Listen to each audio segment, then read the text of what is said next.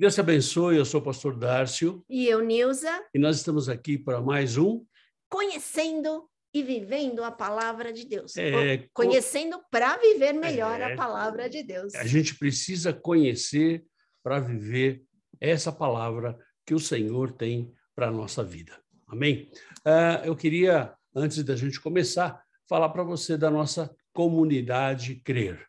Comunidade virtual, conectar, relacionar, ensinar e restaurar, com aconselhamentos, reuniões, estudos bíblicos e culto de família. Então, às quartas-feiras, nós temos a nossa reunião de oração uma vez por mês. Que é a próxima semana. E semana que vem, já mudando para o mês de março, nós vamos ter mais uma reunião de oração. Às quintas-feiras, o estudo bíblico e aos domingos, o culto da família.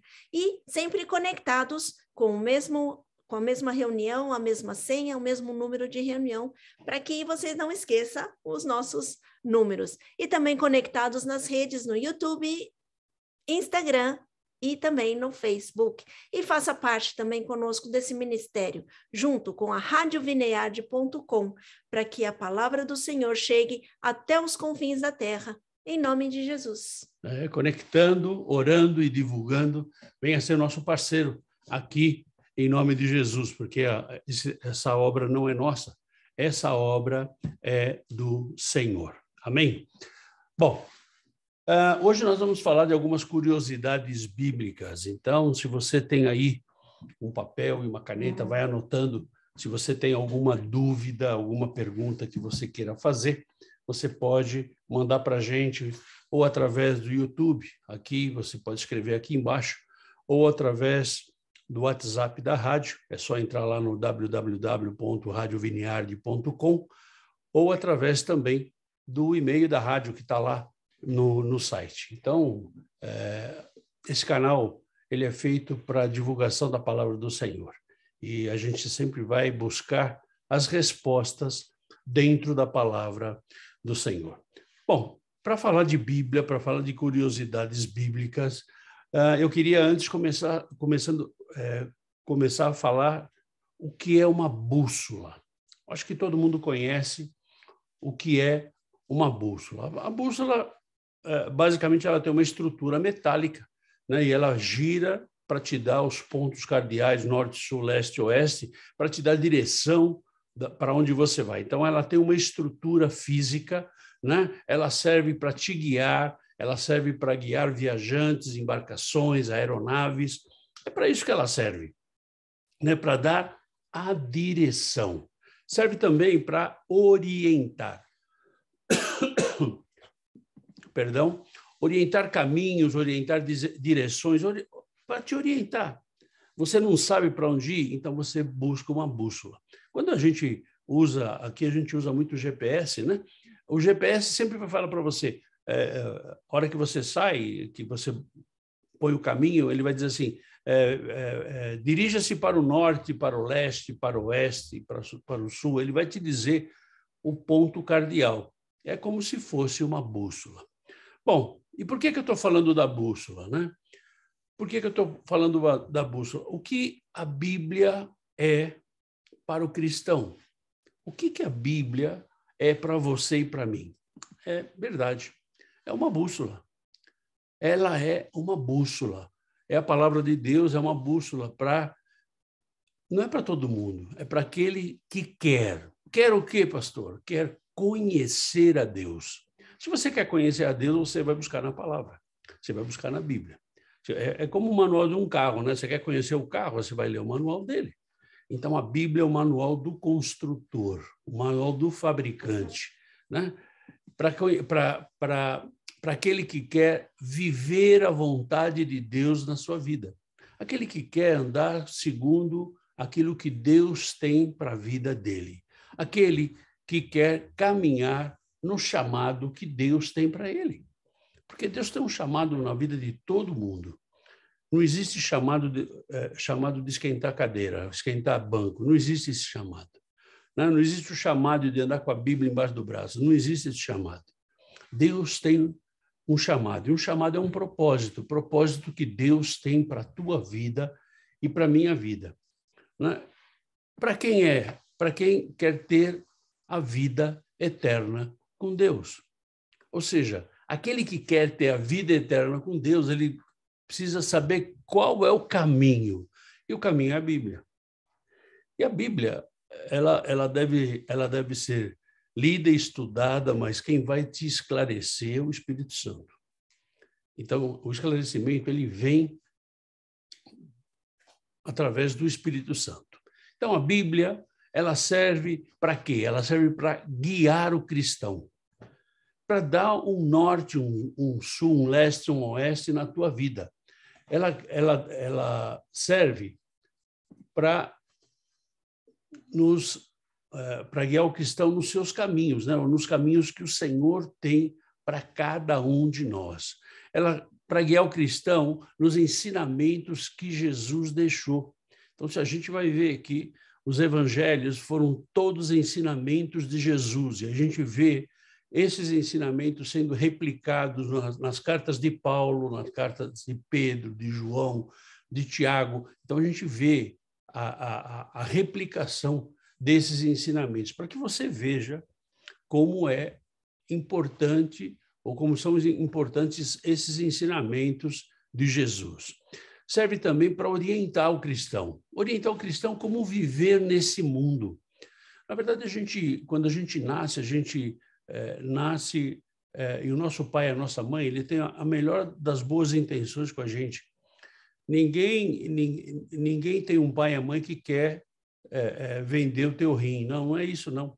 Ele quer o melhor, ele tem a melhor. E muitas vezes a orientação que ele tem, ou que ele deu para você, é aquela que ele recebeu do pai dele, ou da mãe dele. E muitas vezes, posso te dizer que a grande maioria das vezes coincidem com as coisas do mundo.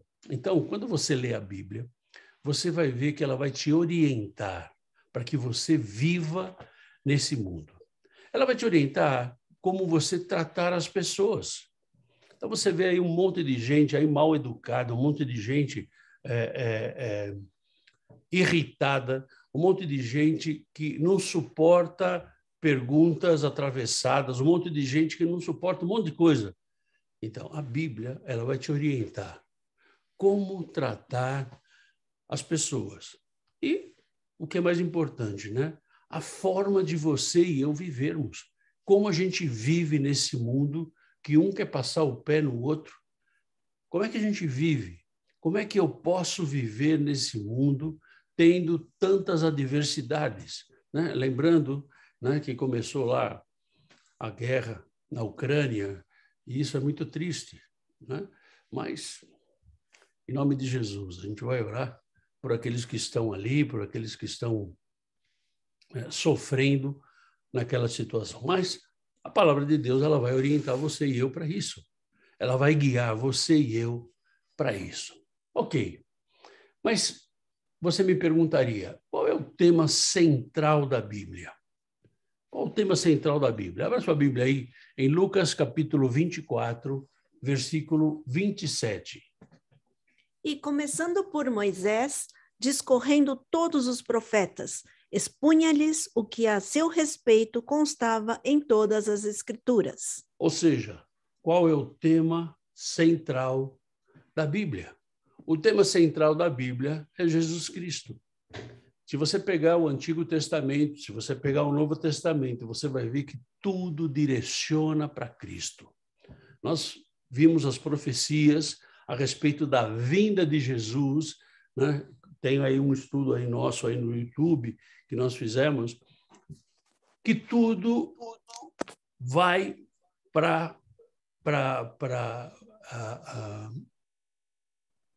tudo afunilha para Jesus Cristo, tudo direciona para Jesus Cristo, né? O tema central da palavra, né? Atos capítulo 10, versículo 43. Dele todos os profetas dão testemunho de que, por meio de seu nome, todo aquele que nele crê recebe remissão de pecados. Ou seja, o tema central é Jesus Cristo e a gente vê o cumprimento da palavra pela palavra. A Bíblia não tem contradições. A Bíblia, ela ela não deixa você com nenhum senão, ou como a gente costuma dizer, com algum pero. Ah, pero. Não tem o mais, o menos. Então, em nome de Jesus, né? A palavra de Deus, ela cumpre tudo o que está escrito. E tudo que está escrito está acontecendo, né? Então, se você quiser uma liçãozinha de casa, aí vai ler Mateus 24, né? E aí você vai ver que tudo que está acontecendo à nossa volta já havia sido predito por Cristo, já havia sido predito por Jesus. João capítulo 1, versículo 14. E o Verbo se fez carne e habitou entre nós, cheio de graça e de verdade, e vimos a sua glória, glória como do unigênito do Pai. Ou seja, em Jesus, a Bíblia, ela foi revelada. A Bíblia, ela foi revelada aos homens através de Jesus Cristo. A Bíblia foi escrita no Antigo Testamento, foi revelado àquelas pessoas através dos profetas. Então, a palavra, né, a palavra de Deus, a Bíblia Sagrada, ela é revelada. Ou seja, não pode existir uma revelação fora da palavra, uma revelação que vai contra a palavra. Ah, pastor, você não acredita em revelação? Sim, eu acredito em revelação. Eu não acredito em revelamento, eu acredito em revelação. E a revelação, quando ela vem para mim ou para você, quando alguém traz uma revelação, isso tem que ser confirmado pelo Espírito Santo. Você vai sentir paz, você vai sentir tranquilidade. Você não vai simplesmente achar que ele veio e ele é o Deus. Não, ele não é o Deus. A palavra ela tem que ser confrontada e confirmada.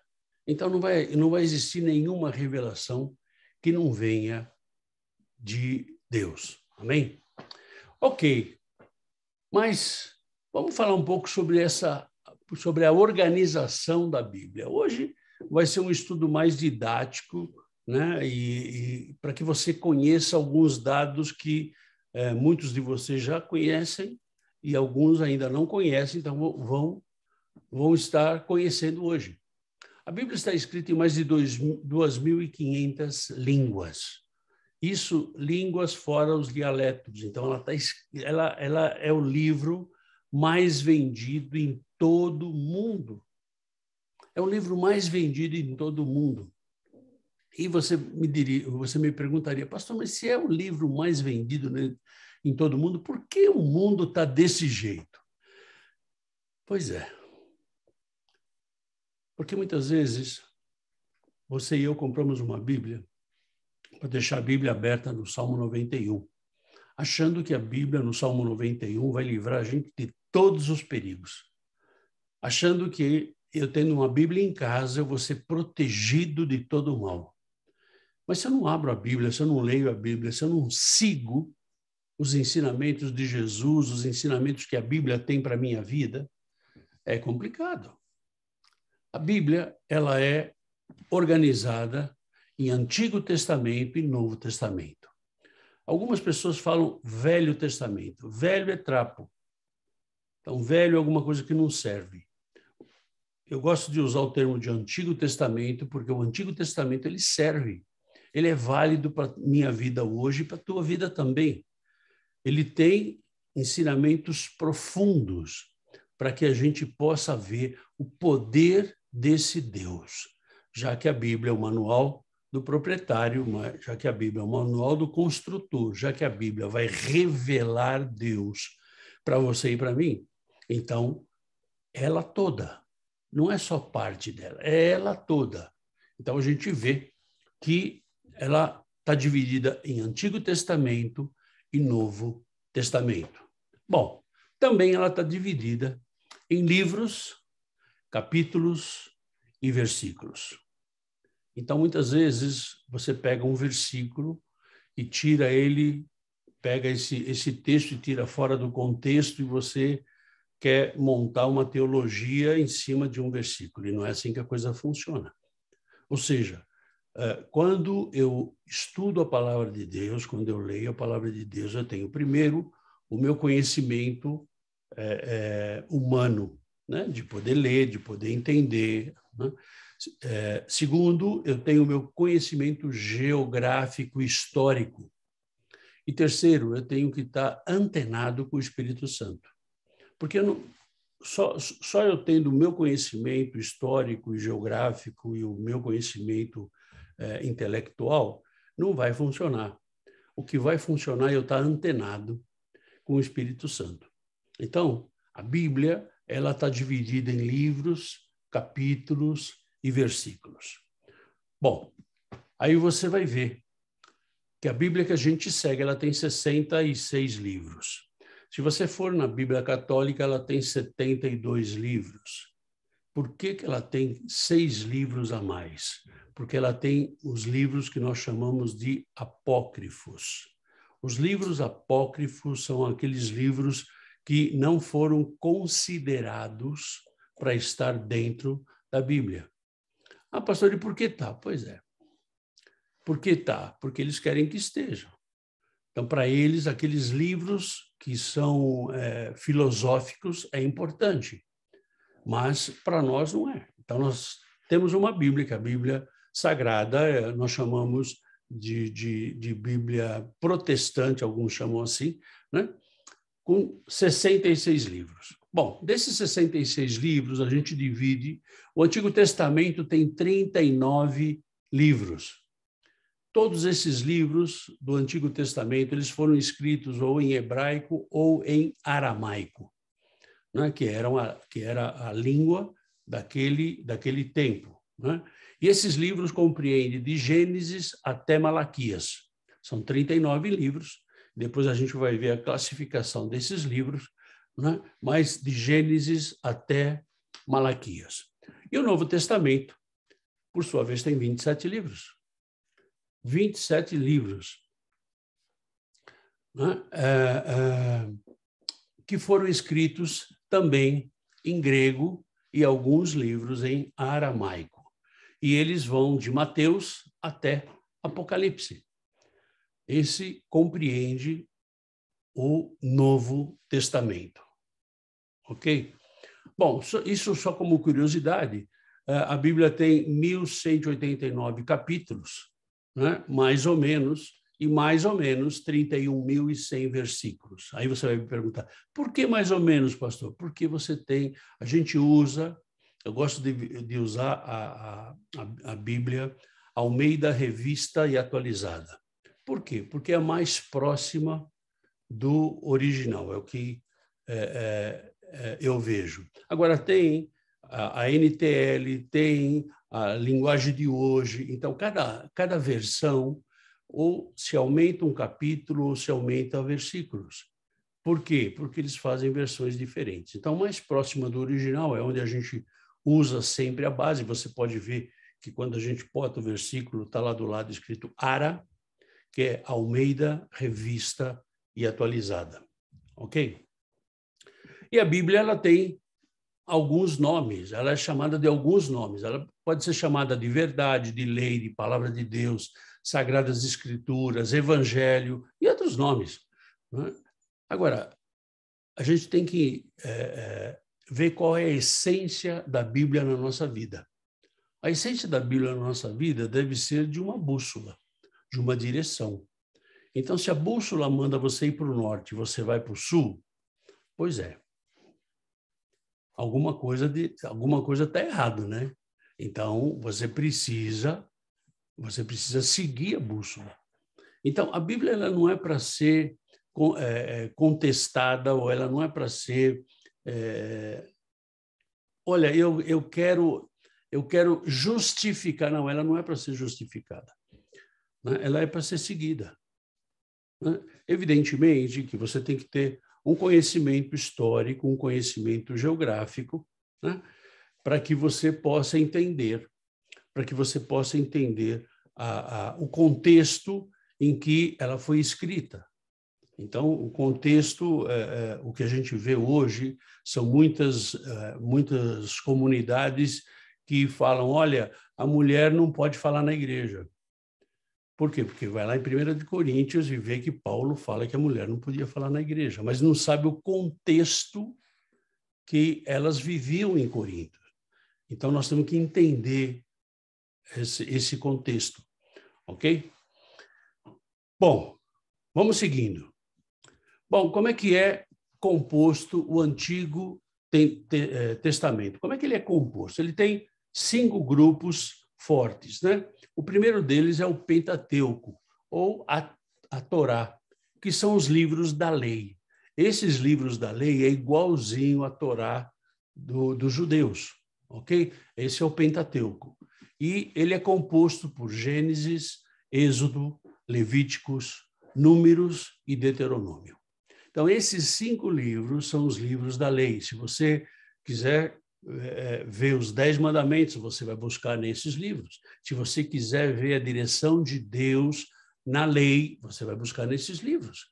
É aí que a gente vai trabalhar. Então, se você acompanhou o estudo que nós fizemos, se nós estamos debaixo da lei ou debaixo da graça, nós falamos que nós estamos debaixo da lei e da graça.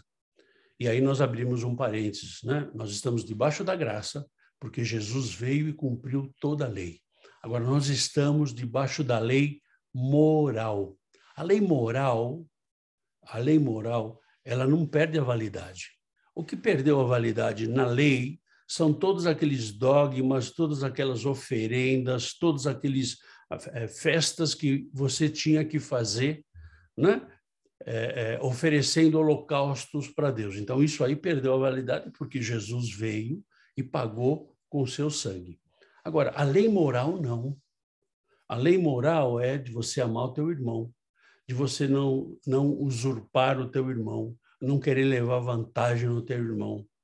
O pastor está amarrado. Pois é, está amarrado, querido, mas, na verdade, muitas vezes, isso que acontece na minha vida e na tua vida. Nós queremos tirar vantagem de alguém. O segundo grupo são os livros históricos, né? Esse grupo é composto por 12 livros que relatam toda a história de Israel. Veja que existe uma diferença de história com H e história sem H. História sem H é a história da carochinha, que você conta para as crianças, que você, né? Ou seja, são histórias inventadas, não aconteceram. História com H é o que está registrado, então é o que está valendo, né? Então, esses 12 livros, eles falam da história de Israel, desde a entrada até a conquista da Terra Prometida, que foi difícil, né? Eles estarem conquistando a Terra Prometida. Na verdade, a gente acha que quando Deus dá, vem de mão beijada. Não, muitas vezes você tem que lutar por aquilo para você conquistar aquilo que Deus te dá, né? Eles estão em ordem cronológica, então a gente vê aí histórico, você vê Josué, Juízes, Ruth. Então, Josué, quando Josué tomou o posto de Moisés, que Moisés morreu. Juízes, quando foi organizado o governo de Israel através dos juízes. Ruth, que foi a bisavó de Davi, né? 1ª e 2ª Samuel, que falava sobre o primeiro rei, que foi Saul, né? Que relata sobre Saul, relata sobre Davi, né? No domingo passado nós falamos sobre 1 Samuel, né? Que nós falamos sobre Davi vencendo o gigante, né? Reis, que ele vai relatar todos os reis. Crônica, que ele é mais ou menos uma versão mais atualizada de 1 Samuel, diz mais ou menos as mesmas coisas. Esdras, que era um juiz. Neemias, que foi restaurar os muros de Jerusalém. E Esther, né? Nós vemos aqui também os livros poéticos. São 5 os livros poéticos. E esses são escritos de forma de cântico ou de literatura poética. Esses não estão organizados cronologicamente e sim pela relevância. Então, você vê livros poéticos, Jó, Salmos, Provérbios, Eclesiastes e Cantares. Então, você vê que Provérbios e Cantares é de Salomão, Eclesiastes também foi escrito por Salomão, Salmo, a grande maioria dos salmos foram escritos por Davi, né? E Jó, que todo mundo conhece a história de Jó, mas é considerado um livro poético. Aí nós temos os profetas maiores. Ah, pastor, esses profetas maiores são os mais importantes? Não, são os que profetizaram mais. Ele não é maior porque ele é mais importante do que os profetas menores, que a gente vai ver daqui a pouco. Mas são os que profetizaram mais. São 5 livros que relatam a história dos profetas que mais profetizaram na história de Israel. Estão expostos em ordem de relevância e não de cronologia. Então, a gente tem Isaías, Jeremias, Lamentações de Jeremias, Ezequiel e Daniel. São profetas que profetizaram. Se você pega Ezequiel, por exemplo, a partir do capítulo 30, você vê que Ezequiel fala forte contra os reis da terra, contra aqueles que deveriam cuidar do povo, contra os pastores. Se você pega Daniel, capítulo 9, você vai ver que ele fala já da segunda vinda de Jesus. Jeremias fala também profetiza contra o povo de Israel. Por quê? Porque eles se afastaram dos caminhos do Senhor. Então, esses são os profetas maiores. Então, as profecias, elas vêm quando o povo está longe da vontade de Deus. Então, se você tiver interesse, leia Isaías, Jeremias, Lamentações, Ezequiel e Daniel, e você vai ver que tudo acontecia porque o povo deixava de andar nos caminhos do Senhor. Ele queria dar um 7-1 em Deus lá, não, sabe o que é? Não, vai lá e você vai ver, ok? E o 5º grupo são o grupo dos profetas menores, aqueles que profetizaram menos, né? Este é o último grupo dos livros do Antigo Testamento, né? Está dividido em 12 livros que contam a história e ministério de 12 grandes profetas de Israel. Então, você tem lá Oséias, Joel, Amós, Obadias, Jonas, Miqueias, Naum, Abacuque, Sofonias, Ageu, Zacarias e Malaquias. Essa é a organização da Bíblia do Antigo Testamento. E no Novo Testamento? Bom, no Novo Testamento, a gente tem a Bíblia dividida em 4 grandes grupos. O primeiro grupo é o grupo dos evangelhos, né? É composto de 4 livros que narram a passagem de Jesus na Terra. Desde o seu nascimento, crescimento, obra, ministério, redenção, até a ressurreição. Então, você tem lá Mateus, Marcos, Lucas e João. E você tem também, no Novo Testamento, você tem um livro histórico. É um livro só, né? Que conta a história dos apóstolos e a instituição da primeira igreja cristã na Terra, ou seja, a igreja primitiva, que é o livro de Atos. Atos dos Apóstolos, é um livro maravilhoso. E nós vemos lá em Atos 2 a descida de Pentecostes, né? A chegada do Espírito Santo. Isso é maravilhoso. E esse Espírito Santo que veio, está entre nós a partir de Atos 2, ele está na nossa vida hoje. E é ele que dá essa iluminação para você e para mim, para que a gente possa entender essa palavra, para que a gente possa compreender e aplicar essa palavra na nossa vida. Não existe aplicação de injeção sem dor, certo? A Bíblia é a mesma coisa, não existe sem dor. Sabe por quê? Porque nós fomos gerados no pecado. E para você arrumar alguma coisa que nasceu torta é complicado, né? No Brasil tem o ditado que diz que pau que nasce torto não tem jeito, morre torto. Pois é. O pau pode ser, mas o ser humano não. Nós temos a palavra do Senhor. Se você quiser, é você que tem que querer, sou eu que tenho que querer, porque Deus não vai fazer nada. Tudo que ele tinha que fazer, ele já fez. Ele pôs a Bíblia. Na Bíblia, tudo que a gente tem que fazer, ele mandou Jesus Cristo para que fosse a nossa redenção, a nossa remissão dos nossos pecados.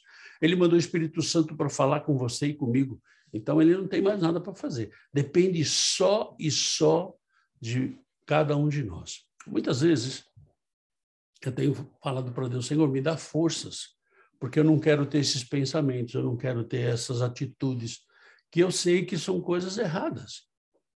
Ah, pastor, mas você também tem? Todo mundo tem, querido, nós estamos aqui no mundo, né? Então, todos nós temos.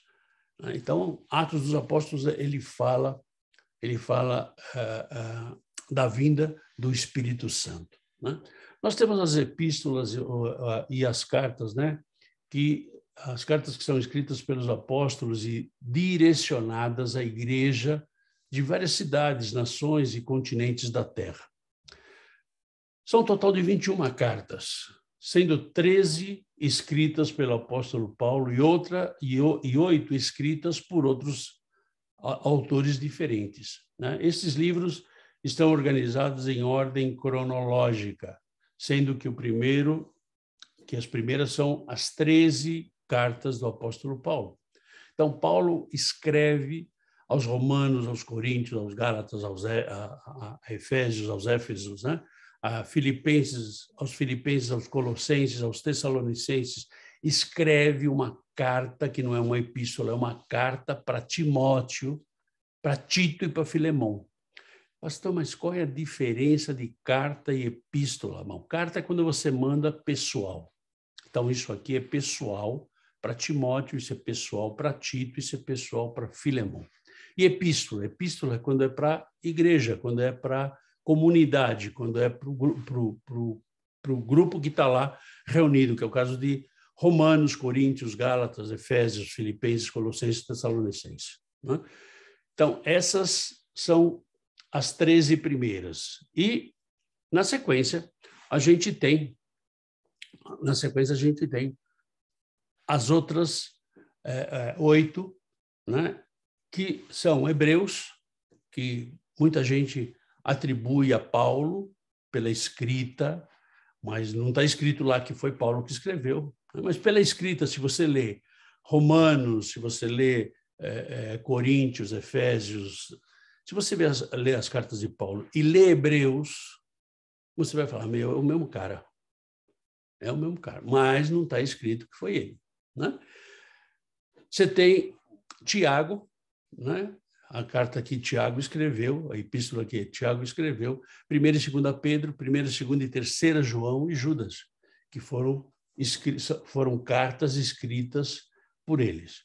E no Novo Testamento, o último grupo que a gente tem, né, é a revelação, a revelação ou o final dos tempos, né, que é o livro de Apocalipse, né? Só tem um livro, né, e traz a revelação dos últimos acontecimentos da igreja. Agora, não adianta só você querer ler Apocalipse sem você ler o contexto de Apocalipse. O contexto de Apocalipse está em Daniel e Ezequiel. O contexto de Apocalipse está em Mateus 24. Então, você tem que ler Ezequiel, ler Daniel, aí você vai para Mateus 24, aí você vai para Apocalipse. Aí você vai entender as revelações. Agora, eu sei que muita gente... o estudo de Apocalipse se chama escatologia, né? Então, se você vai estudar escatologia, você vai estudar o final dos tempos. Muita gente gosta disso. Por exemplo, eu gosto disso. Eu não gosto muito de conversar sobre isso, eu gosto de aprender sobre isso, de estudar, e eu já li muito sobre isso. Agora, eu sinto que o Espírito Santo me dá uma direção mais importante do que saber os finais dos tempos. Quando é que vai ser o final do tempo? Não importa quando vai ser o final do tempo. Né? Essa revelação que eu acho que é muito mais importante do que eu saber quando Jesus vai voltar. E essa revelação é que eu tenho que pregar o Evangelho, que eu tenho que falar de Cristo para outras pessoas, que eu tenho que levar Cristo para outras pessoas. Agora, você vai falar assim, pastor, a guerra da Ucrânia, será que já é o final dos tempos? Querido, o fim do mundo ele começou quando Jesus ressuscitou. Ou seja, Jesus está voltando desde que ele ressuscitou. Então, não fica preocupado com isso. Não perca o seu tempo, não deixa o diabo roubar o teu tempo, né? Minar os teus conhecimentos por causa dos acontecimentos que estão tendo agora. Bom, até aqui tudo bem, mas vamos falar agora como a Bíblia ela foi escrita, né? Então, a gente já pode dizer que foi ao longo de 1.600 anos. Eu acho que isso que é a coisa mais maravilhosa, né? 1.600 anos, mais ou menos 1.500 anos antes de Cristo e mais ou menos 100 anos depois de Cristo. Então, é um tempo considerável, né? Tiveram aproximadamente 40 pessoas escrevendo essa palavra. 40 pessoas que eram de épocas diferentes, pessoas com costumes diferentes, pessoas com gêneros literários diferentes, pessoas que tinham costumes diferentes. Se você vê, não vamos muito longe, se você vê os próprios discípulos de Jesus, né, você tinha pescador, que mal sabia escrever o nome, né, eu acho que não sabia nem ler, né? Você tinha médico, você tinha um coletor de impostos. Então, um coletor de impostos e médico, o cara tinha que ter o estudo, não é qualquer Zé Ruela que ia ser isso aí, não. Para que você veja, e eles escreveram. Então, eram gêneros literários diferentes, em épocas diferentes. Quando nós estudamos aí as profecias sobre Jesus, nós vimos mais ou menos o ano que cada um escreveu sobre a vinda de Jesus. E a gente viu que tem pessoas que escreveram 10 anos antes de Cristo, outros que 15 anos depois de Cristo. Aí você vai falar, mas olha, não tinha internet, não tinha correio, não tinha nada disso, era tudo muito longe. Agora, o que é mais interessante, a Bíblia ela não se contradiz, não existe contradição nela, né? Mas existe a inspiração do mesmo Espírito. Ou seja, toda a Bíblia ela foi inspirada pelo Espírito Santo. Toda ela.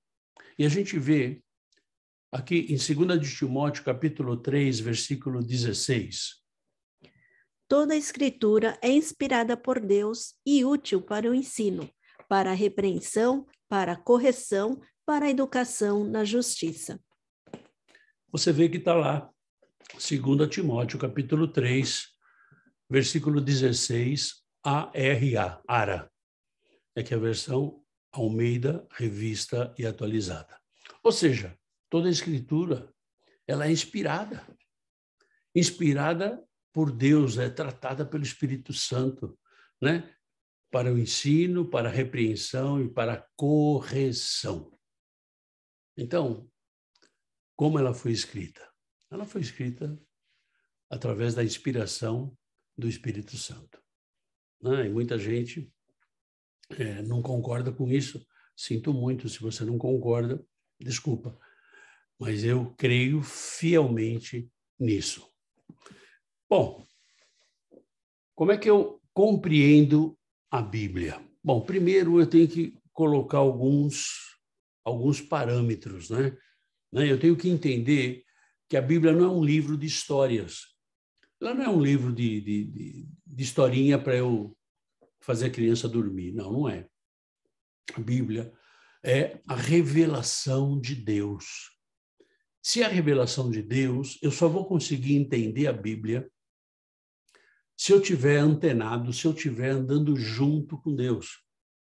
Se eu estiver obedecendo a Deus. Senão, eu não vou conseguir. Eu não vou conseguir. Eu vou ver a Bíblia como um livro de histórias. O que ela não é. E uma coisa que a gente tem que entender, né, para a gente compreender a Bíblia, que toda a Bíblia ela sempre está apontando para Cristo. ela sempre está apontando para Jesus. Sempre. Ou seja, não existiria a Bíblia se não houvesse Jesus. Para que você veja que o plano de Deus, ele é perfeito. Desde a fundação do mundo, desde que o mundo é mundo, né, ele já sabia o que ia acontecer. Ele sabia. Ele só espera as coisas acontecerem. Né? O que a gente precisa ver na Bíblia, né? Vamos ver alguns períodos e eventos que foram principais na Bíblia, né? O primeiro deles que eu queria ver com vocês é, no princípio, Gênesis de 1 a 11, ele vai falar sobre a vida de Adão, como Adão foi criado, como Adão foi colocado no jardim. É um texto bastante interessante, né? Como ele saiu dando nomes a plantas, a animais, como ele foi fazendo isso, né? Mas também ele fala sobre a queda e a corrupção humana. Ele vai falar da queda de Adão, né? Da desobediência, o que muitas vezes acontece com você e comigo, que nós fazemos, né? Ele vai falar sobre o povo que foi disperso pelo mundo. Por quê? Porque eles começaram a construir lá a Torre de Babel, e aí eles queriam construir uma torre para ser mais poderoso do que Deus. E aí foi quando eles começaram a não se entender, cada um falava numa língua, e foi disperso o povo pelo mundo. Um outro item interessante é o período patriarcal, né, de Gênesis 12 até Deuteronômio 34, que é o período do patriarca da humanidade. O patriarca, né, foi quando, nesse período que foi o chamado de Abraão. Abraão foi chamado, né? Nesse período que Jacó foi com a sua família para o Egito. Se você dá uma olhada de Gênesis 12 até Deuteronômio 34, você vai ver que tinha fome em Israel, e aí a família de Jacó subiu para o Egito. E aí você vai ver também que nesse período patriarcal, você vai ver Moisés tirando o povo do Egito, que é o livro de Êxodo, que é um livro muito bonito, né? E que é muito atual, que você vê o quê? A desobediência, você vê a reclamação, a insatisfação do ser humano.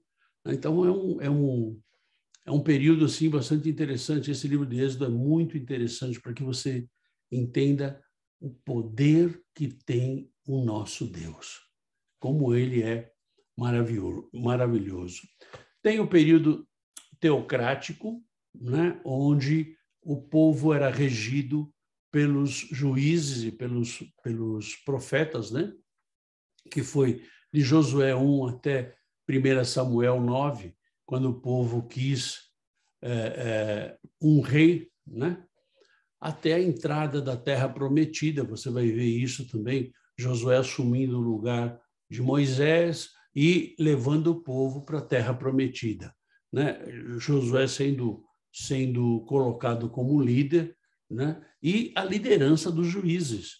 Então, você vai ver até 1 Samuel capítulo 9, onde o povo era dirigido por juízes e por profetas. Então, até Samuel ficou chateado, né, quando o povo quis um rei, e Deus falou para Samuel: não, mas você não tem que ficar chateado, porque na verdade eles não estão desprezando você, eles estão desprezando a mim. Então foi o período teocrático, né? E depois desse período vem o período monárquico. O período monárquico que vem de 1 Samuel capítulo 10 até 2 Crônicas, aí passa por Isaías, Joel, Jonas, Oséias, Miqueias, Amós, Naum, Jeremias, até capítulo 38 de Jeremias. É quando a gente vê o período do reinado de Saul, Davi e Salomão. Foram os 3 reis, né? Então você vê, Saul foi rejeitado por Deus, Davi foi o homem segundo o coração de Deus, e Salomão, que pediu para Deus sabedoria. O período de reinos divididos foi nesse período em que Israel foi dividido em dois reinos, o reino de Israel e o reino de Judá. Isso aí é uma história bastante interessante que você vê. Um reino servia a Deus e outro reino não queria servir a Deus. Então, esse é o período monárquico, né? Onde Israel se afasta do Senhor, profecias e advertências são ditas, mas ele se afasta, ele simplesmente quer fazer o que dá na telha dele. E toda vez que isso acontece, né, Deus levanta um profeta, Deus levanta uma palavra e o povo não quer voltar. E muitas vezes isso acontece com você e comigo. Ai, pastor, mas nunca vai ter um profeta na minha porta. Pois é, querido, a profecia está na palavra. Né? Você ouve uma pregação, você ouve um estudo, e se o teu coração está aberto para que o Espírito Santo ministre na tua vida, ele vai ministrar. Né?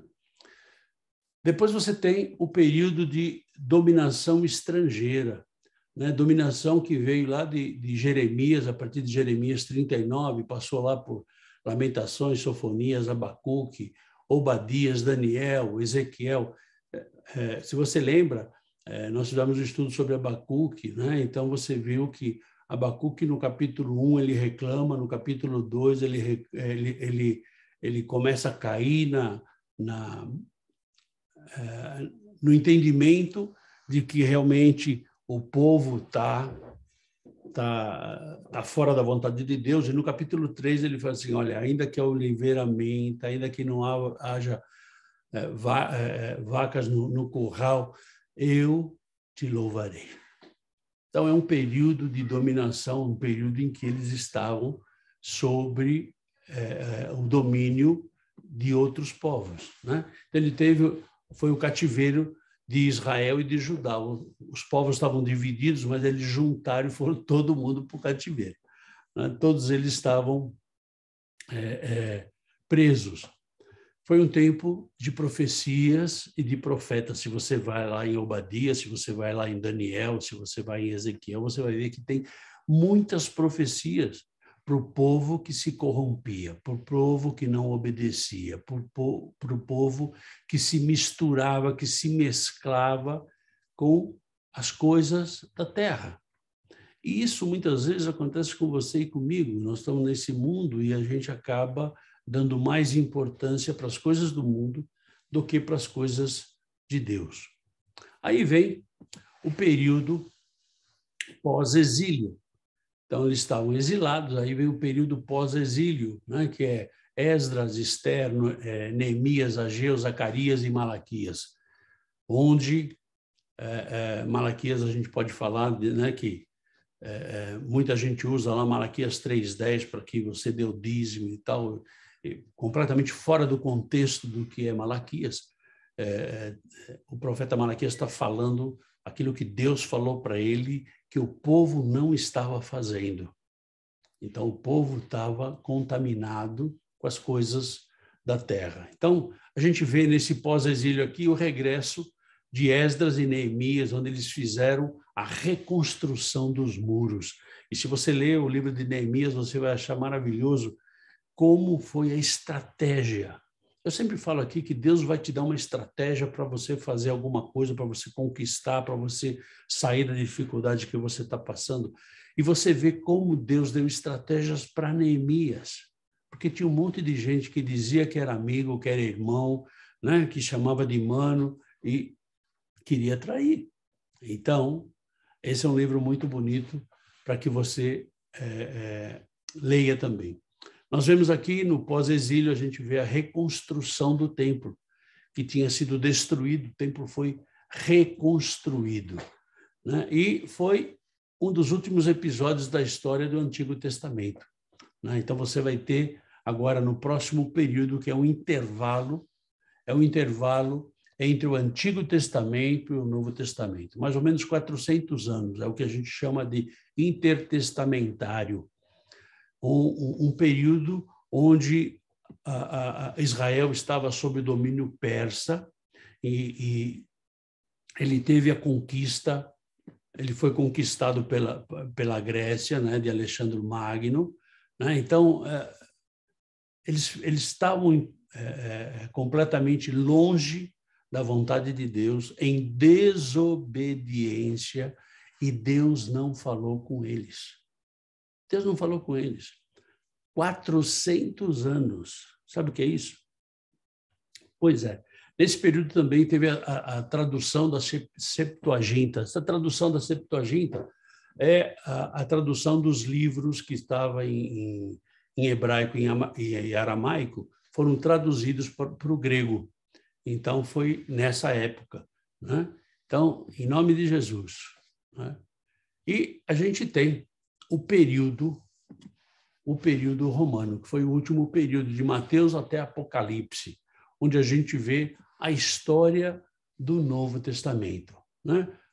Onde está relatado o nascimento, a vida, a obra, a morte e a ressurreição de Cristo, né? Onde a igreja primitiva nasce, né? Onde a obra apostólica de Cristo, através dos apóstolos, ela é expandida. E a gente vê hoje um monte de gente se intitulando apóstolo, e o cara nem tem igreja, o cara nem sai para plantar igreja, enfim, bom, isso aí é outro assunto que a gente pode conversar numa outra oportunidade. Nesse período romano, a gente vê a conversão de Paulo. Na conversão de Paulo, que foi algo assim maravilhoso, a gente vê também que de Paulo saiu as viagens missionárias. Então, ele fez 3 viagens missionárias para a Ásia e ele implantou muitas igrejas. Ele foi para a prisão e lá na prisão também teve conversão no navio, prisão que ele estava, teve conversão onde ele estava. Na verdade, é isso, querido. Quando acontece alguma coisa com vocês e você está numa situação difícil, você está num hospital, vai ter que fazer uma cirurgia, querido, tem que ter conversão. Não só sua, mas das pessoas que estão lá. Nós temos que crer que Deus tem um propósito. Deus que tem propósito na nossa vida, Ele permitiu que nós chegássemos até lá com algum propósito. Então é o seguinte, vamos falar de Jesus e vamos falar desse Deus que é maravilhoso. Bom, nós começamos também, né, com a Jerusalém destruída, o fim do Estado judaico, né, que acabou o Estado judaico. Né? Começou também a perseguição aos cristãos, né? Começou justamente nesse período romano, né? E chegou o fim dos apóstolos com a morte de João Batista lá na ilha de Patmos. João Batista foi o último apóstolo daqueles que foram separados. Não era João Batista, João... dos apóstolos. Não é João Batista. João Batista foi decapitado. Desculpa aí. Mas João, o discípulo amado de Jesus, ele foi mandado para a ilha de Patmos e Deus revelou para ele o livro de Apocalipse, onde ele escreveu o livro de Apocalipse. Essas são algumas curiosidades que eu gostaria que você tivesse sabendo, né? E você tivesse, na verdade, lendo um pouquinho mais sobre isso, né? E que você pudesse estar entendendo que a palavra de Deus, ela é imutável. Ela é imutável e ela não se contradiz. Então, independente do que falaram para você, faça você a prova. Busca na palavra de Deus. Dá liberdade para que o Espírito Santo fale com você. Dá liberdade para que o Espírito Santo possa estar direcionando a tua vida e que essa palavra possa ser a bússola para a tua vida e para a minha vida, em nome de Jesus. Que Deus te abençoe e eu te vejo no domingo, que é o último domingo do mês, né? No culto da família. Na semana que vem, na quarta-feira, nós vamos ter reunião de oração. Reunião de oração, isso. É a primeira reunião do mês, né? Uma vez por mês, né? Então, primeira quarta-feira de cada mês. Então, você é o nosso convidado, né? Vem com a gente, vamos orar. Essa reunião ela não é gravada, para que a gente tenha liberdade de falar e orar e Deus falar com a gente. Tá bom? Que Deus te abençoe e que tenha um resto de semana poderoso em nome de Jesus. Fica na paz. Tchau, tchau.